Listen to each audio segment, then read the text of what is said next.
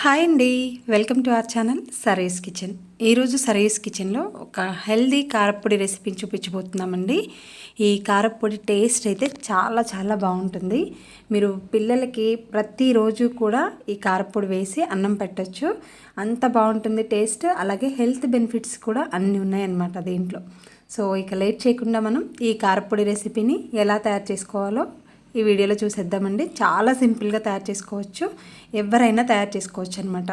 So ఇక్కడ మీకు కావాల్సిన ఇంగ్రీడియంట్స్ ఏవైనా యాడ్ చేసుకోవచ్చండి. దీంట్లో నేనైతే అన్నీ కూడా హెల్దీ ఐటమ్స్నే యాడ్ చేస్తున్నాను. ఇంకా మీకు కావాలి అంటే కూడా ఇంకా పప్పులు ఏవైనా సరే యాడ్ చేసుకోవచ్చు. సో ముందుగా అయితే ఇక్కడ నేను మెయిన్ ఇంగ్రీడియంట్గా మునగాకుని తీసుకుంటున్నాను.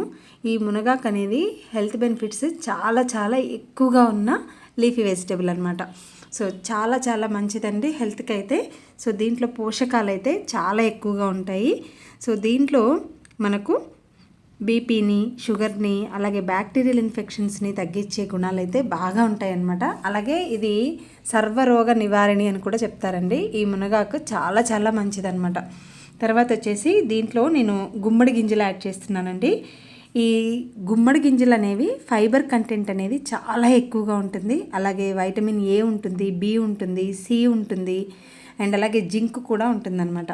అలాగే సన్ఫ్లవర్ సీడ్స్, దీంట్లో వైటమిన్ B1, అలాగే B2, B5, iron, copper, zinc, బోలెడన్ని హెల్త్ బెనిఫిట్స్ ఉన్నాయండి దీంట్లో కూడా.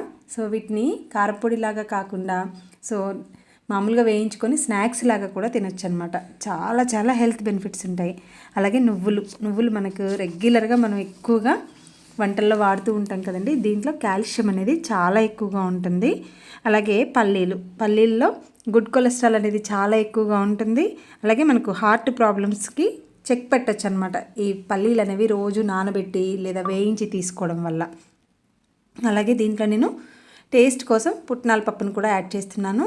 అలాగే దీనిలోకి కొద్దిగా ఎండుమిర్చి తీసుకోండి. నేను ఎండుమిర్చి అనేది చాలా తక్కువ క్వాంటిటీ వాడుతున్నాను, ఎందుకంటే కారం ఎక్కువగా ఉంటే మళ్ళీ పిల్లలు తక్కువ పొడి వేసుకొని తింటారన్న ఉద్దేశంతో నేను ఎండుమిర్చిని తక్కువగా వాడుతున్నాను.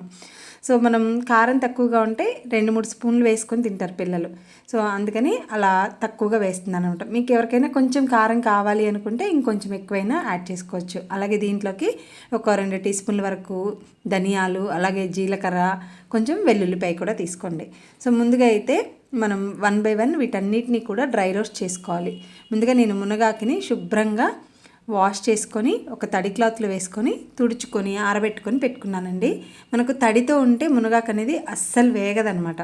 సో కరివేపాకులాగా చాలా తొందరగా అయితే ఫ్రై అవ్వదు, ఇది కొంచెం టైం తీసుకుంటుంది. సో ఇలాగ దీన్ని కొంచెం లో ఫ్లేమ్లో పెట్టుకొని మెల్లిగా ఫ్రై చేసుకోండి. సో మునగాకు అనేది ఫ్రై అయిపోతుంది. ఇలా క్రిస్పీగా ఉంటే మనకు కారపొడిలో ఈజీగా మిక్స్ అయిపోతుంది అనమాట. సో తర్వాత వచ్చేసి నేను గుమ్మడి గింజలు వేయిస్తున్నాను. సో అన్నీ కూడా మీరు నిదానంగా వేయించుకోండి. ఎక్కువ వేగినా మనకు టేస్ట్ మారిపోతుంది, అలాగే తక్కువ వేగినా కూడా మనకు పచ్చి పచ్చిగా ఉంటుందన్నమాట.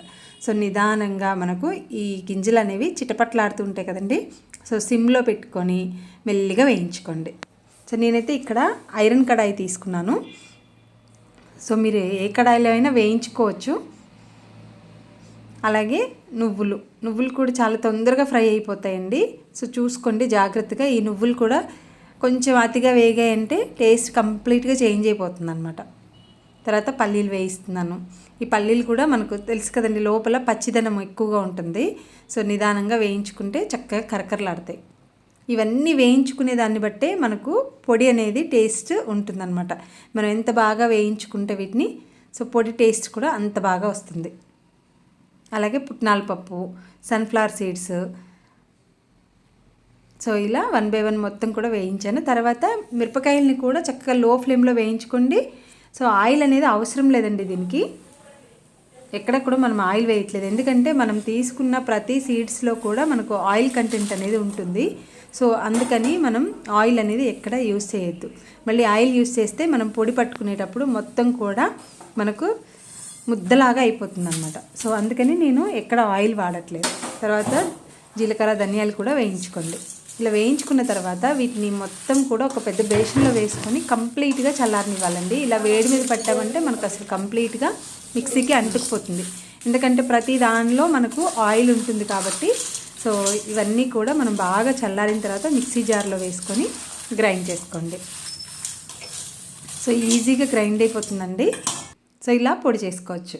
చక్కగా ఇలా పొడి చేసుకొని మనకు పొడి గ్రైండ్ చేసుకునేటప్పుడే మనం వెల్లుల్లిపాయలు కూడా వేసుకొని గ్రైండ్ చేసుకోవాలి. సో ఉప్పు కూడా చూసుకొని వేసుకోండి.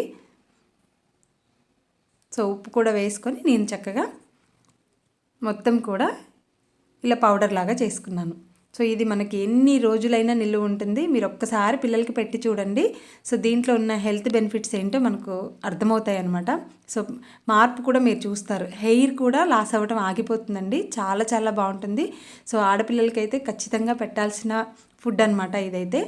సో చాలా చాలా మంచిది. ఈ వీడియో మీకు యూస్ఫుల్ అనిపిస్తే మీ ఫ్రెండ్స్ అండ్ రిలేటివ్స్కి తప్పకుండా షేర్ చేయండి. అలాగే నా ఛానల్ని తప్పకుండా సబ్స్క్రైబ్ చేసుకోండి. అండ్ పక్కనే ఉన్న బెల్ బటన్ కూడా యాక్టివేట్ చేసుకోండి. Thank you for watching friends.